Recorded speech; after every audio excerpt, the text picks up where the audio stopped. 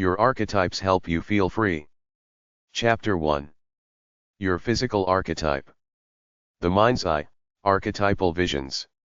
Your mind's eye is your soul. It's your pure essence as a human being. Don't dream about the illusions you get from the outside world. Dream about who you feel you are in your primal essence. That's your soul talking to you. I have a clear image of the person I see myself as and the person I want to be. This is the pure me. Some people call these images archetypes after Carl Jung's concept of certain stereotypes of the characters in the tapestry of human life. I have a clear image in my mind of who I am like a photograph, and also fantasy action shorts of me in my finest form like video footage. Underneath the generic, phony face I put on for the world, I live as a modern-day primitive enjoying the fruits of the modern world but staying true to my roots as a human being. This is why I cannot and will not ever get fat. Because in my soul I am an untamed primitive. I owe it to myself to live by this. This is my standard of life and self-respect, my lifeblood. This is my inner core, my inner being. I go out and run around in the woods, swim in lakes, feel my power coursing through my veins and relish in it. This is what my inner soul tells me I am, another version of the archetype of a nature boy, nothing more or less than this. Your God gave you a dynamic soul when He conceived you. It was full of energy, inspiration, potential, and talent to do something good to great with your life, to purge this energy inside to a mighty level to make you feel great. But somewhere along the way, you got brainwashed by the world and the low-level carnal temptations like food, so now you're a plug, far away from living by your true nature. So what do? It's never too late to go back to your soul or go there for the first time if you've been living a brainwashed life up until now. The best you can ever do is to be true to yourself, and for every minute you're not, there will be disharmony within. It doesn't matter how far you are from those fantasy action shots of you in your finest form, your soul still brings them up from time to time. You might be ashamed of yourself because you're so far away from that person your soul is showing you, so you get rid of those thoughts of who you could have, should have been as fast as you get them, as you gobble down another tub of ice cream to give yourself some temporary pleasure. But that's the person you were born with the blueprint to be. You are the only one who creates your life or lets it go by default by sitting around following pop culture entertainment and letting yourself get indoctrinated by the illusions of the world rather than following your own soul and living by it. The coolest thing in the world is your pure soul. The coolest place in the world is wherever you happen to be right now. Until you recognize this and live by it, you'll just be another generic, brainwashed, uninspired clone looking to either Entertainment Tonight or the Daily Stock Report for answers and a feeling of reassurance and fullness that all is all right in the world and you're connected to it. But ultimately these things never work because you always end up alone with just you and your naked soul, and until and unless you answer to that, you'll always be brainwashed, weak, lost, probably chubby and addicted to something to compensate for an empty soul.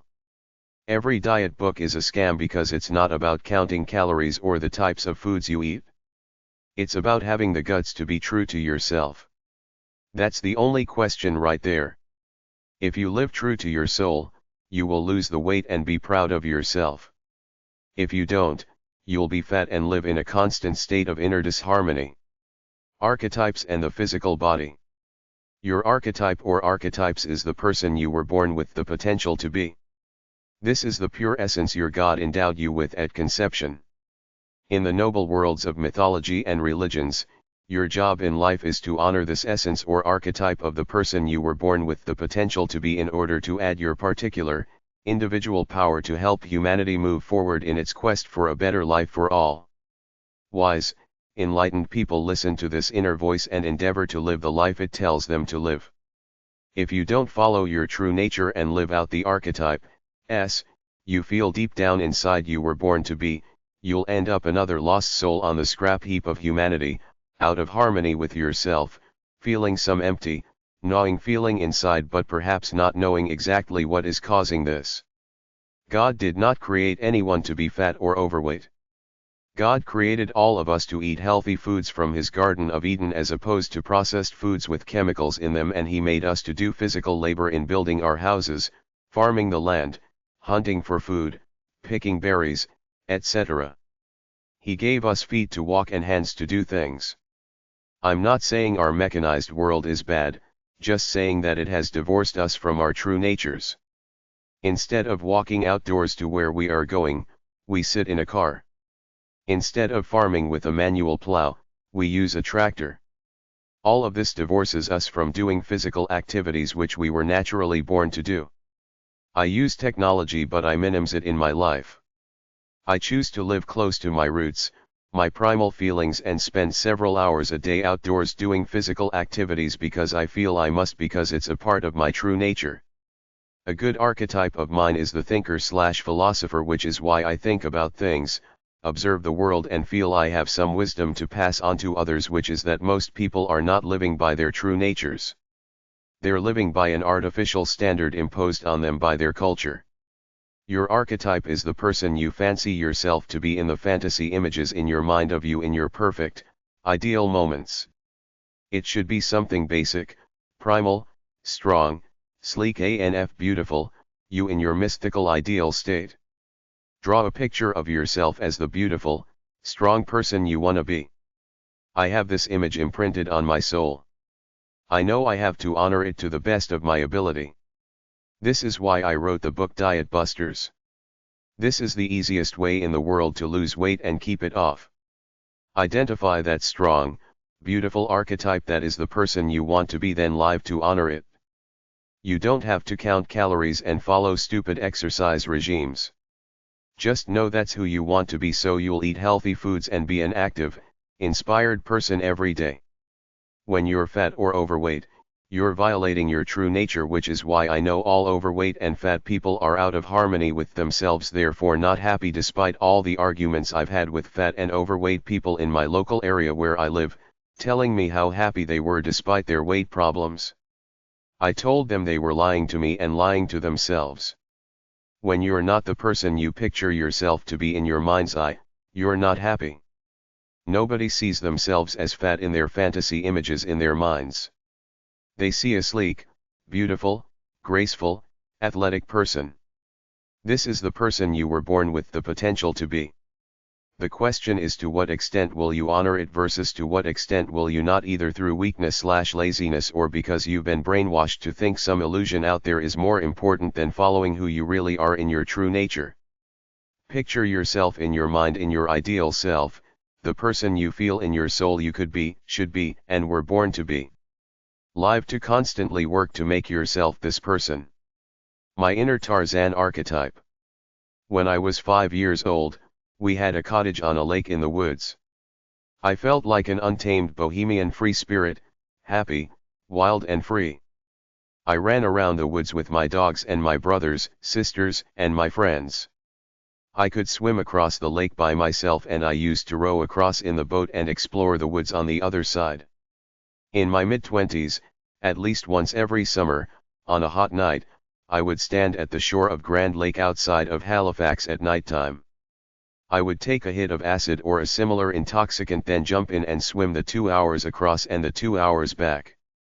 In the course of those swims, I connected with all of primordial humanity before me, all the way back to creation. 500 years ago, an Indian was doing this. 2,000 years ago, some African native was swimming across a lake at night in Africa. This is what we are. We were created to live close to nature and move our physical bodies. This is who we were in the Garden of Eden. I feel like a modern-day primitive living in a psycho-bamboozled, excessively materialistic world. I call this part of my soul the Tarzan within me. I have several other archetypes which I won't talk about here because this book is not about me. It's about slamming the self-help and life advice industries as big, phony, one-dimensional psychobabble bullshit and providing you with the most honest, wisest, freest, and truest formula on how to live a great life. Self-respect, honor your soul. My self-respect is the extent to which I honor the person I want to be by releasing large amounts of natural inspired energy every day, then rounding it out with my pursuit of hedonistic, sensual, and loving sensations. Because I live like this, I have a built-in standard inside of me of the person I see myself as and want to be. I see myself as an untamed wild man living in modern society as well as an artist of my life. This is my archetype, who I am in my essence as a human being. This one thing alone, my self-image of the person I was born to be, is the only thing I have ever needed to stay loose, lean and strong. I have never been on a diet, never counted calories, never paid attention to the carbohydrate, protein, and fat composition of the food I eat, and I know in my soul that I'm a strong, lean and inspired middle-aged man. It's who I am. My sense of identity and self-respect would never, ever allow me to sit around as a couch potato, generic, middle-aged dud, engaging in pop culture entertainment or stuffing my face so much that I have a visible gut showing. My inner standard prevents this from ever happening. My intuition tells me all the time what I have to do next to keep honoring myself. Everybody's standard in their souls is themselves as a beautiful, noble, strong person. Just honor it or follow it. That's all you have to do. Many people don't understand the beautiful, glorious, holistic being you should be, motivated by an inner force which contains a mythical image of the person you want to be. You have to honor the individual you see yourself as every single day. Live by the image in your soul of you in your finest moment of perfection, being the essence you were created to be, some beautiful, mythical creature living a glorious life in the Garden of Eden. Follow your soul straight, strong, and true, and you will become the person you want to be. 1.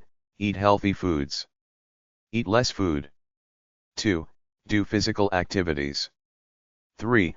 Live the life of an artist such that you're always inspired and always doing something as opposed to sitting around watching TV or doing something frivolous on the internet. I'm constantly active because my inner standard tells me that every day I must release X amount of physical energy, then X amount of creative energy, for 2 reasons. 1. In order to satisfy myself that I'm honoring my pure soul. 2. In order to reach a state of consciousness that I call transcendence. You get it when you release a bunch of inspired energy from your soul. It's a combination of the serotonin endorphins my body is producing by doing these things and a kind of aesthetic spiritual sensibility about myself where I'm thinking, hey, I'm taking my life for a pretty good ride today. I'm doing exactly what I was born to do. It doesn't get much better than this, to feel the power and strength in your body and release it to a good measure. I saw some phony expert on TV, they're all phony to me, promoting his cutsy makeover diet book saying the major rule to losing weight is don't eat for at least 3 hours before you go to sleep. He doesn't give a reason why. He just says it's no good to have that food in your stomach while you sleep, so I'm thinking to myself that's when I eat most of my food, just before I go to bed. For me, it's the best time because my body will be in a resting state while it's digesting, not like if you eat during the day and the food is digesting while you're doing things, interfering with your abilities in whatever activities you do. Why does my cat eat in the morning just before he's ready to go to sleep for the day? He was out all night running around. He had to feel light to get around. Why do you think animals go off for a rest or a snooze after they eat? Be more like an animal than a clone who follows all that artificial knowledge the system has been shoving down your throat. Who started this eat your breakfast myth? I'll bet it was somebody like the head of marketing at a cereal company who wanted to sell cereal. If I'm a tiger planning to do some hunting in the morning, do you think I'm gonna eat breakfast because they tell me I need energy to break my fast since eating last night? I intuitively know I must be light and spry, and to do that, I shouldn't eat anything. My intuition tells me to never eat breakfast because it would just interfere with the physical activities I do every morning. I want to feel light and free. I don't want food in my gut despite every system psychobablist out there telling me to eat breakfast. I eat at night when I can relax, enjoy the food, and it can digest in peace without me running around. You might find some one-dimensional drill sergeant types following some regimen, but this is all artificial. It's not like they're enjoying the journey. They are using monumental amounts of willpower to achieve their goals. I don't use willpower much. It's better and easier to follow the flow of natural inspiration within yourself. I enjoy my life. I don't get up at 5 o'clock in the morning to run 10 miles. I wake up when I do and run then. I live by the natural inspiration that comes from my mythical vision of the person I see myself as. This archetype was inside of me when I was born. I know because I was doing those things as a 5-year-old kid and I'm still the same. Chapter 2. The Journey to Your Archetype. Our soul's house are archetypes. Our souls spit out idealized technicolor action shots of us in our finest moments, being who we were born to be. These are your archetypes, your pure essence as a human being. You're either being noble and true by following them, or you're a generic, lost soul following some illusion from the society you live in. My soul has given me one simple, clear image of the person I should be. I am a strong, free, natural male even though I'm starting to be old. The thinker who wants to analyze his life as a case study of one to understand it and understand the deepest mysteries of the universe to the best of my ability my way without interference from what somebody else tells me is knowledge. The artist trying to express my ideas of beauty, truth, and perfection purely and nakedly away from everything I was brought up to believe in. Zorba the Greek, the bohemian hedonist, the free-spirited natural guy hooked on sensations and mind-altering experiences who doesn't give a damn about anything except for feeling high in the moment. I strive to honor these simple archetypes. I'm pure. I know exactly who I am. The people you deal with, even your most cherished loved ones, cannot give you a great feeling about your life. They can cheerlead and give you love taps to help soothe your sore spots for a little while, but as soon as you're by yourself, it's just you alone again with the way you feel about your life, which never goes away. The only way you can feel great about yourself most of the time is to follow your archetype, and release all that pent-up energy that's inside of you. All the psychobabble, New Ageism, religion, material goods and pop culture status in the world cannot come close to you making a great effort to keep your soul strong by constantly releasing your pure, natural energy. Why are jackpot lottery winners the exact same people they were before they won the big prize? It's not like they're permanently happier now, there's a new gleam in their eye or a fresh spring in their step. They buy some stuff and nothing changes. They're same person they were before. Your state of consciousness should never change if you're true to it. You should have that one solid, unchanging archetype that is who you are. It should be a happy, easygoing, inspired, free-flowing, strong state of being, but many people follow illusions from the outside world which pollute their true natures. Unenlightened people constantly have a sense of emptiness inside because they're not living in harmony with their true natures. As a result, they're always looking for something outside of themselves to fill the hole to make them feel better. Capitalist society has exploited this emptiness by creating a glittery world of consumer goods and pop culture entertainment which can only distract you or numb you over for a while. The real problem is that you are out of harmony with your true nature. This is the universal disease of modern Western society. People wonder why they can't find true love. You can't find true love until you love yourself enough to be willing to love someone else for no other motive than your pure love, not as a crutch to cover your inner sense of emptiness or self-contempt. Modern Western society sells us this grand illusion of life and weak people buy into it, sacrificing the pure archetypes they were born with, then wondering why they still feel empty inside even though they're walking billboards of capitalist excess and pop culture coolness. Virtually every problem in life except for the practical ones of poverty and health stem from the same thing. People don't have the guts, inspiration, intelligence, originality, or fortitude to discover their true natures, then honor them with their own personal standard of how they should live by releasing a good dose of their natural energy every day. They become blobs of cultural indoctrination, out of harmony with themselves, following the lies from out there rather than themselves purely. Most of them will never realize why they can't get no satisfaction out of their lives, why they can't connect to that transcendent feeling of oneness with the gods that most of us instinctively crave but only a few of us ever get to on a sustained basis, commonly called in the vernacular in the groove, being unconscious, or get in your groove back. The hero's journey. I have no idea where I will go on this journey, but I know I must take it. Martin Luther King, Jr. Curiouser and curiouser, cried Alice, now. I'm opening out like the largest telescope that ever was. Lewis Carroll, Alice in Wonderland. Something hidden. Go and find it. Go and look behind the ranges. Something lost behind the ranges. Lost and waiting for you. Go. Rudyard Kipling, The Explorer. A hero is someone who does the best he can even in the worst of circumstances with what he's got. He never gives up. Joseph Campbell. I learned to master the tremblings of my limbs, to control my heartbeat and my breathing, to wipe away the sweat that burned my eyes. Dushan Jersey, Explorer. A hero ventures forth from the world of common day into a region of supernatural wonder, fabulous forces are encountered and a decisive victory is won. The hero comes back from this mysterious adventure with the power to bestow boons on his fellow man. Joseph Campbell, The Hero with a Thousand Faces.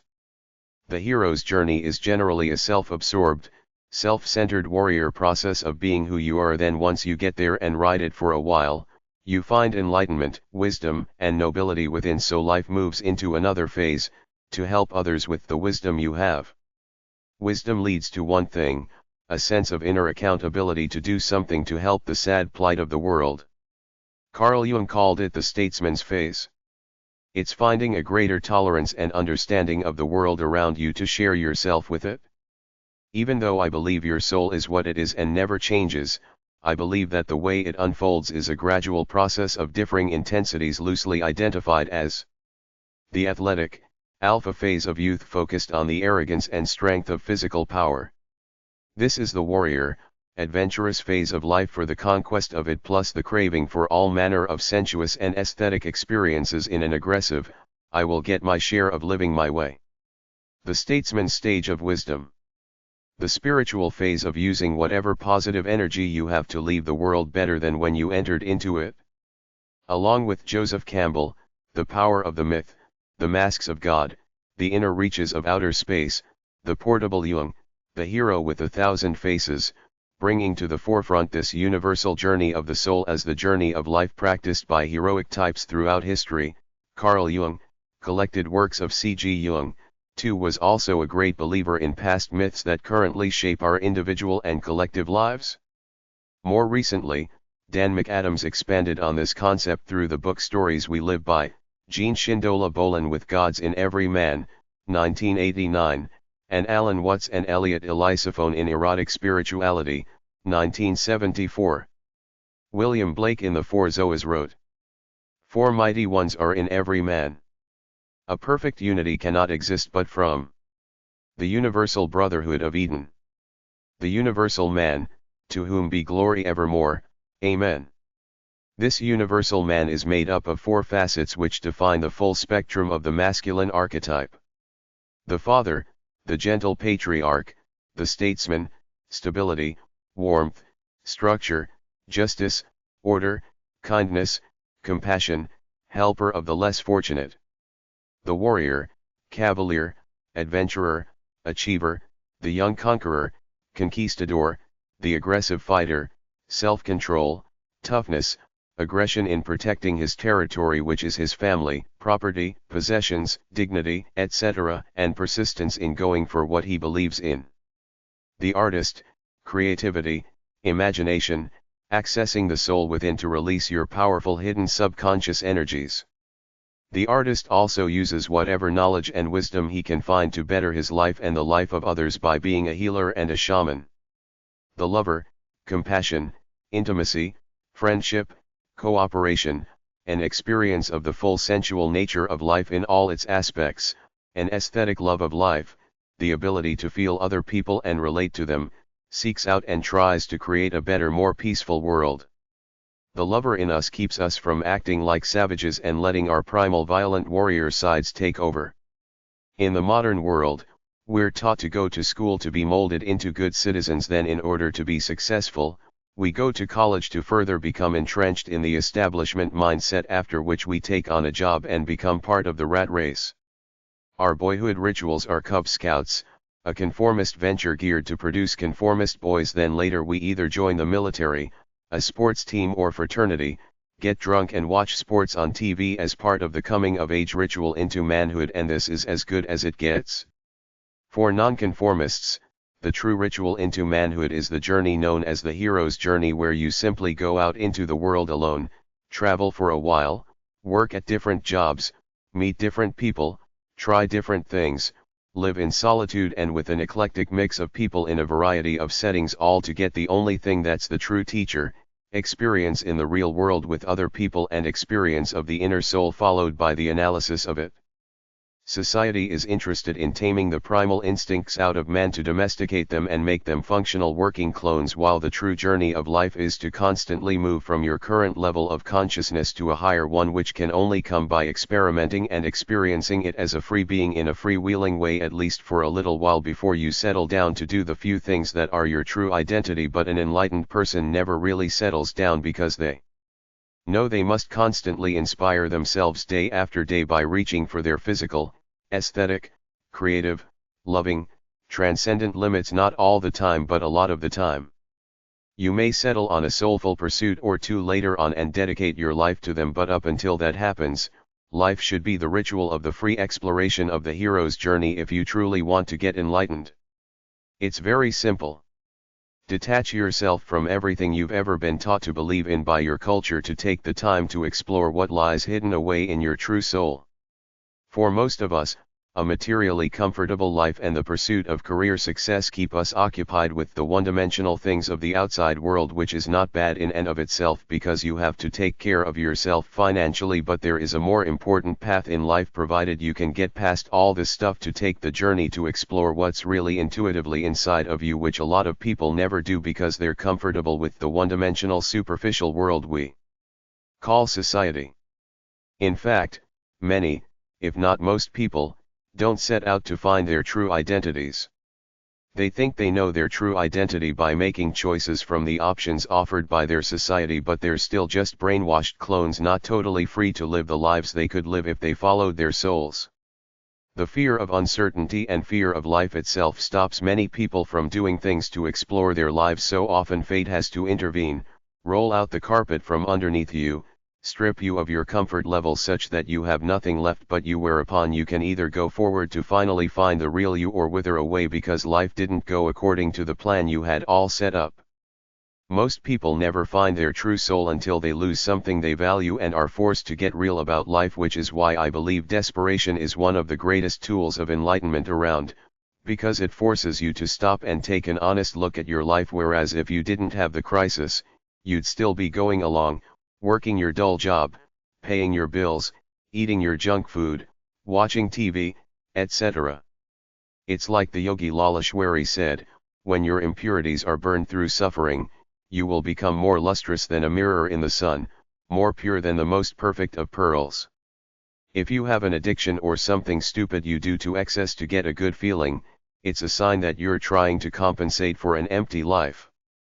The only solution is to find the flow in your soul and live by it, then addictions will be meaningless to you. The old self dies and the real you is reborn, this time living by what lies in your soul/subconscious mind.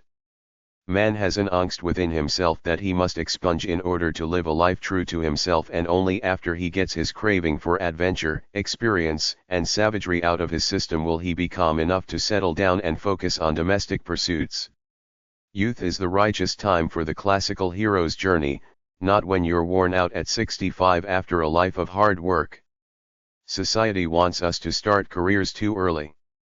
It's better to live freely and just do part-time/casual jobs for a few years while you're exploring your life. Be a Renaissance man. I believe the Renaissance man is the fully rounded individual who does a lot of his aesthetic, exploratory, adventurous, and creative living with fervor while he's young, and as he moves on into middle age, he still does it, only it's not as urgent anymore. He lived his youth to the hilt, climbed his mountain and planted the flag, so to speak, but now he can pursue a more temperate life and dedicate himself to more social, communal, traditional, and intimate pursuits in a more accountable way than before if that's what he wants. But some people stay intense and extreme all the way through, right to the bitter end, but there are only a few around like this. Men of all ages and all cultures are stuck on showing their shallow egos off to others in some fake standard of manliness, kinda like mine is bigger than yours, I got more stuff than you, I'm the baddest ass in the bunch. They're generally very poor at showing love except through work. I believe after all the jockeying of youth, a 40ish Renaissance man should live like Jesus, Mohammed, Buddha, or Krishna, live and let live, pass some of your energy and love on to others. For lack of a better term, try to culture your so-called feminine side, which is not really feminine traits but your true state of mind buried under many layers of cultural brainwash about what it means to be a man. You're afraid people might think you're a wimp or a fag for acting like a gentle person, but in strong people, gentleness is a virtue. Men are deathly hooked on ego, to look good and successful out in the world, when an enlightened man is one who can get past this to live by what's truly in his soul without having to impress others by putting on a phony front in any way at all. He just lives for the goodness within himself and expresses it freely to the people he loves. To be a lover means to love, which very few men do openly, but in order to mature properly, we should get past the warrior mentality to become gentle lovers too. You don't have to lose your warrior mentality in how you approach your work or guard your territory, but you can move beyond it to embrace the ones you love with open acts of tenderness and gentleness. The perfect man is a strong warrior and nurturing lover at the same time. Apollo in Greek mythology was a man's man, rational, practical and strong. Dionysus was a woman's man, creative, sensual, soft, aesthetic, a lover of life and a lover of people. A combination of the two, along with the tempered wisdom of the old patriarch Zeus and the good looks of Adonis, make the ideal man. A man who goes too far with soppy feelings out in public will lose respect from other men, but if you act with compassion and a bit of reserve to keep your dignity, you will be looked upon as the strong, gentle type. A Renaissance man has compassion for the spirit of life. If you can subordinate your primal aggressive ego to be a lover and a giver, you will be a rare breed of enlightened man. This is the goal, to get beyond ego, to be yourself the way you are without trying to impress others, and show compassion and love for others too. There's an interesting book out there called The Phallus, Sacred Symbol of Male Creative Power by Alain Danilou, innertraditions.com. Books about myths are at hashtag 291.13, number 398 or BL 311 at the library. Books about men are at hashtag 305.3. e-classics.com.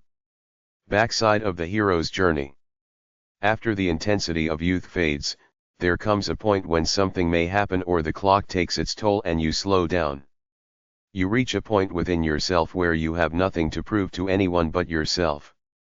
All you have to do is honor your own standard. You don't have to be a macho clown and try to prove how masculine you are to the macho clowns you're surrounded by. This process brings with it calmness and wisdom. You played the game, you've been there, done that, shot your load, you were part of the race of life as best as you could, but as you get older, you can accept yourself more, slow down a bit, go over to other worlds, perhaps partake in more relaxing, sensual activities, or just relax more without the intense urgency of climbing the great phallic symbol as many young men and women are obsessed with. There comes a time in the lives of many people, though not all, when they realize that all the stuff they're striving for in a capitalist, goal-oriented world is basically meaningless beyond basic comfort. It doesn't matter how many compliments you get, how many people cheer for you, how many trophies you win, how many fair weather friends you have. Regardless of how bright the lights are now, how many people think you're fantastic, how much of a star you are out there, none of it matters. It can't fulfill you. Ultimately, nobody but your few close intimates give a damn about you, and even they have to spend most of their time stuck in their heads living their own lives. It's you in your own journey, living your own life. The older you get, the more you'll be relegated to worn out, prune status, and the more you'll live in your own space anyway as your gang from youth dissipates and each goes their own way and dies. The less beautiful and charming you'll be as you age, the less compliments you'll get from strangers, so even that as an ego boost will go. The only thing that's permanent is what you feel inside your soul. The only thing that ultimately matters is to honor your intuitive inner standard, but how many people in a capitalist world are enlightened enough to realize this? Everything on the outside will change, but your soul will stay the same. You will get older, Your body will deteriorate. You will probably make more money, but it won't really change your soul all that much, so the game is to know your soul now, culture it and stay close to it. It's not healthy to be intense all the time. The happiest people are those who work hard at what they love to do, then go over to the sensual, pleasurable side and enjoy it for a while. They don't have to compete with the young guys anymore. They've been there, done that. It's no big deal. The game is to ride the journey in a smooth flow through thick and thin. It's not about the drill sergeant type guy who gets up every day at 5 o'clock in the morning to lift weights, then goes out to conquer the world in a prearranged strategy, to unequivocally prove his male, macho superior ego every single day of his life, always on edge with that tough, phony exterior to show them all that he's the man, the winner, the big tough unfeeling phony with the phony sense of humor geared to make him look easygoing, but he's secretly competing on the inside. He doesn't get it. He's too tight, too one-dimensional, too onto his one-track game. Life is a spiritual flow of inspiration, love, and hedonism, not go get them, gung-ho attitudes all the time. Go get them for what? Nothing's that important except to enjoy the journey and save yourself for the long run. Work hard at your soulful pursuits for a while, then relax and enjoy your life. Life is a dance. You're not trying to run straight for the finish line of achievement.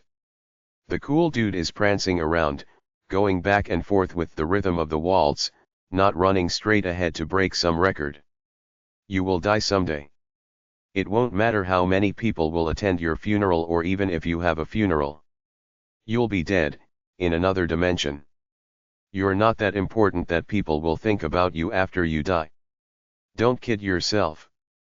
People who go to funerals are there to socialize with the living, not think about the dead. They got their own lives to worry about. Life is for the living, death is for a termination of life on planet Earth. Enlightened people are mature about their mortality. Practice kindness over own-upmanship. Instead of trying to beat people, help them and the karma comes back to you. Old bucks still play the game, but they're doing it for fun now, for the experience and the inner standard, because they know that no matter what they do, they will have to do it all over again tomorrow to stay inspired about life, and nobody else really gives a damn, so they have to create their own lives every day by doing whatever it is that inspires them and gives them pleasure. Archetypes and the collective unconscious. Myth is the secret opening through which the inexhaustible energies of the cosmos pour into human cultural manifestation. Joseph Campbell, Hero with 1,000 Faces. Carl Jung was more mystical than any mainstream psychologist out there. He was free enough to explore his life unfettered, unlike the box that this so-called science of human behavior has locked the study of life into. Jung believed that somewhere in our cells, in our DNA, brain, or wherever, in our souls if you will, we house a storehouse of memory from all of humanity before us, or maybe even from God or our extraterrestrial creators, called the collective unconscious, which is in there partially hidden from conscious reality, invisibly determining the life paths we take for ourselves. He coined the term archetypes to describe some of these different universal roles we take on in life. On some level this makes a lot of sense, but, of course, we also subconsciously learn these roles by the stories of the culture we live in. We identify with an archetypal role and strive to become the embodiment of that mythical figure within the context of our culture, even if just on a subconscious level in our fantasies. Simply read some of the books by Joseph Campbell and Carl Jung and the ones listed below, read some books about myths, legends, fairy tales, classic novels, and cultural stories in general, check out websites about myths and legends. Bullfinch.org. e-classics.com. info.dc.de/gna/interpedia.greek_myth. jcf.org/pub. genehouston.org. myth.com. parabola.org. pibburns.com/myth. the-tech.mit.edu/classics. troll.com, 888-998-7655, Legends of Different Cultures. wcsu.ctstatu.edu/library. Look for the universal characters in them and find ones that you identify with. More likely than not, you will find a few archetypes that fit for you. Books about Carl Jung's work are at hashtag 155.264 or BF 175.5 at the library. Books about myths are at hashtag 290-291 at the library. Of course you have to work for a living, you just can't quit the human race and decide to become Jesus, Tarzan, Adonis, Dionysus and Apollo or Wonder Woman, Aphrodite, Sheena, Florence Nightingale, Joan of Arc, Helen of Troy, Cleopatra and Amazon Queen all in one, but underneath your social mask is the real you, who you are in this mythical, gothic, fantasy world. Find it and develop it to fit into the real world. Some of the more common archetypes are as follows. The kindly mother. The wise old man. The young noble hero. The fair maiden. The wild Amazon woman. The wizard. The mad scientist. The healer. The doctor. The lover. The weaselly con artist. The fool/court jester. The jolly fat guy. The big dumb guy. The smart nerd. The courageous explorer, Columbus, Captain Cook. The teacher. The warrior. The wanderer philosopher. The friend. The craftsman. The artist. The holy man/shaman. The good-hearted young, flawed hero, Luke Skywalker. The more seasoned slightly cynical but good-hearted hero, Han Solo. The Vestal Virgin. The Jezebel whore slut. The dark evil man, Darth Vader. The cunning villain, Joker, Riddler. The pioneering woodsman, Daniel Boone, Davy Crockett.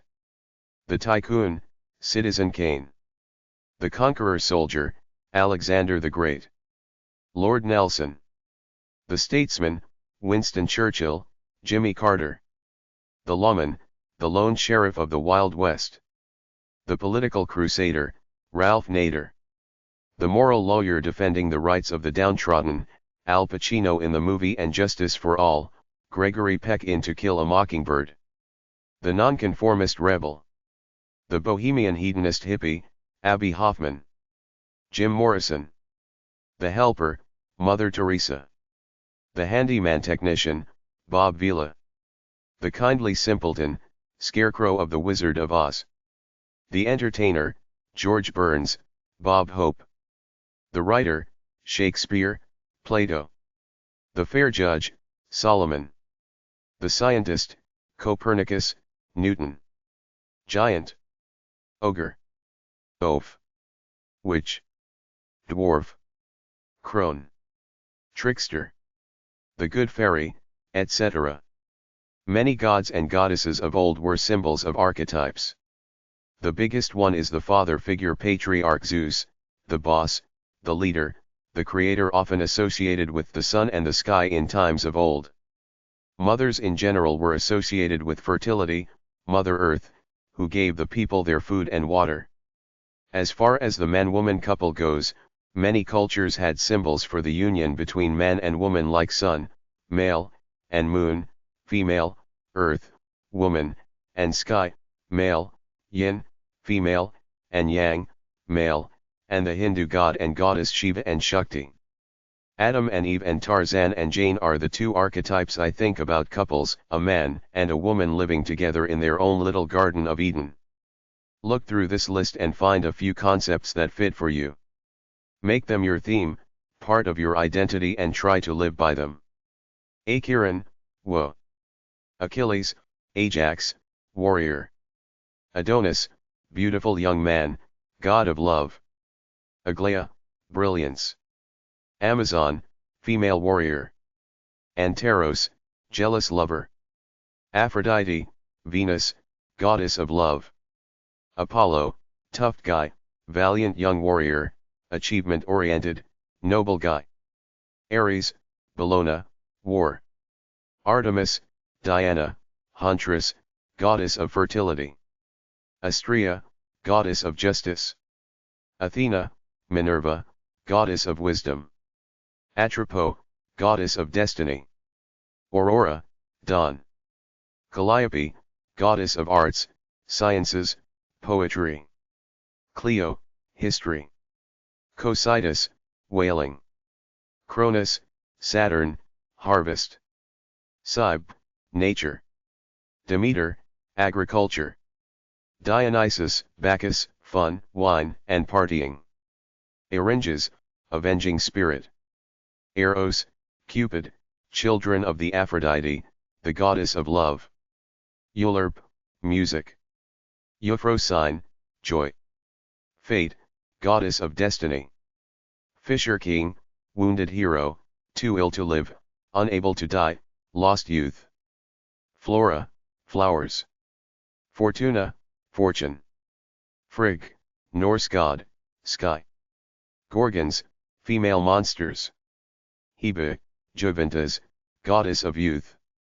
Hecate, goddess of sorcery, witchcraft. Hercules, strong man. Hermes, Mercury, speed, messenger, communicator. Hestia, goddess of home. Hades, Norse god of night. Hyglaia, health. Hymen, marriage. Khepra, Egyptian, morning, sun. Lithe, forgetfulness. Lucina, goddess of childbirth. Melpomene, tragedy. Mnemosyne, memory. Momus, amusement. Morpheus, dreams. Narcissus, self-love. Nemesis, retribution. Neptune, Poseidon, ocean, water. Nike, victory. Nu, Egyptian, chaos. Osiris, Egyptian, underworld. Parsifal, innocent fool, eternal youth. Penals, house. Plutus, wealth. Pomona, fruits. Priapus, regeneration. Sylvanus, forests. Syrinx, sexual nymphs. Tantalus, cruelty. Tellus, earth. Terra, earth. Thalia, bloom, comedy. Then Atos, death. Thor, Norse god, thunder. Uranus, heaven. Valkyries, Norse god, virginity. Vulcan, fire. Chapter 3. Archetype resources. Men's archetype websites. akamaiuniversity.us/mensstudies.html. Celtic-myth.com. denizamaritunianalyst.com/dance_and_archetypes.htm. devipress.com/micindex.html, archetypes, as emanations of God. divorce-for-men.com/library.pdf. dtmms.org/reading-room/male-archetypes/elder-wisdom.htm. dtmms.org/reading-room/male-archetypes/men-transition.htm. fashionclick.com/fc26/fc26_fashion_men02.htm. info-articles.com/categories/philosophy.html. menstudies.com/newlook/online/archive/toc.php?id=114. menweb.org/woundedmasc.htm. mountaintop.ca. online.pacifica.edu/pgl/stories/storyreader $374. paulvietz.com/fatherhood.html. ronsilliman.blogspot.com. Women's archetypes.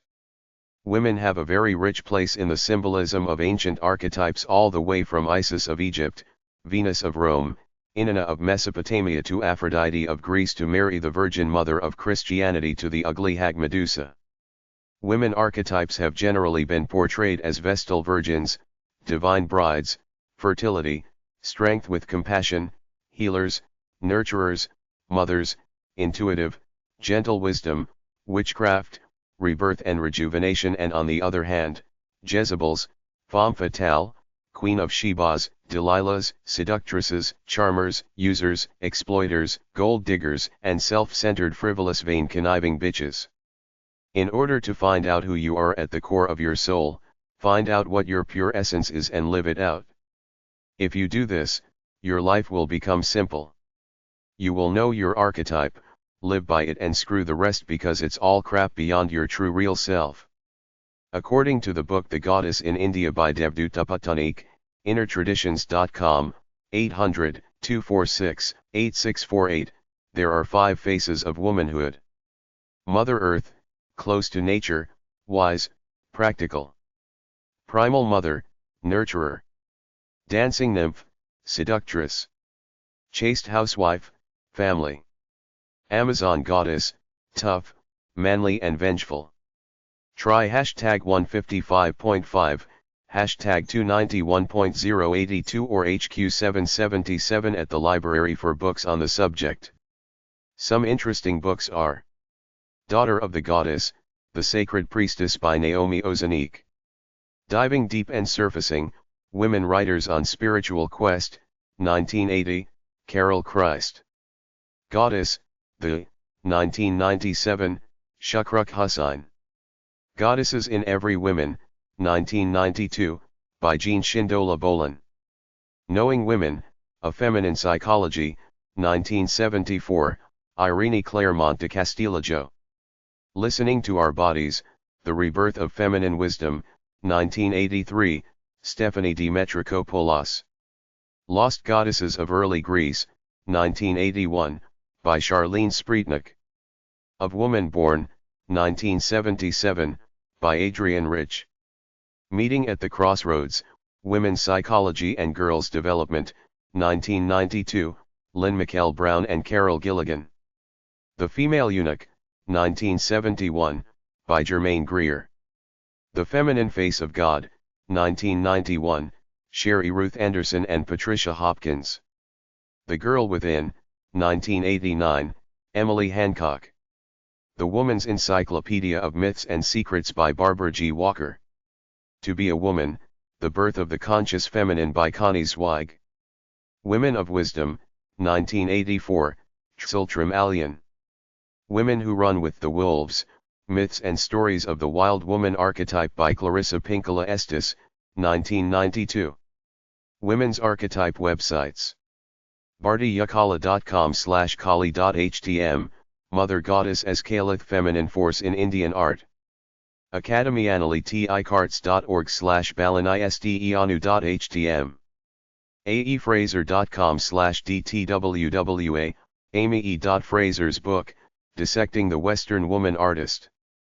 allaboutbranding.com/index.lasso ? article =428. amazingsays.net/categories_essaysam/literature/a.html. biblio.com/book/28158359.html, The Women's Will of Life, 13 Archetypes of Woman at Her Fullest Power. catholicducation.org/articles/religion/re0441.html. cinema.ukla.edu/women/sobchehack/sobchehack4.html. cosmoetica.com/top64-61.htm. cybergirl.com/cool. english.uiuc.edu/maps/poets/m_r/fem.htm. femina.com. feminist.com. feminist.org.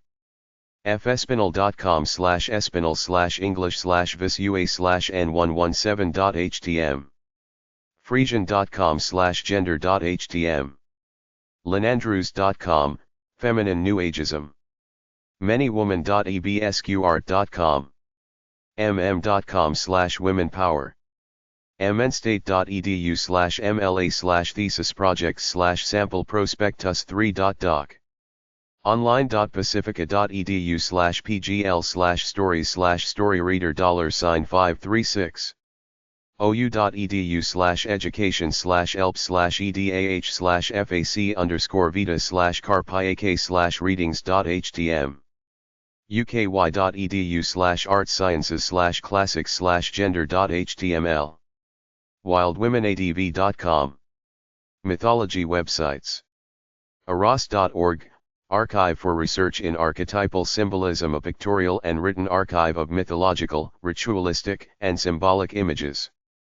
mythichero.com. bullfinch.org. earthwisdom.com/myth.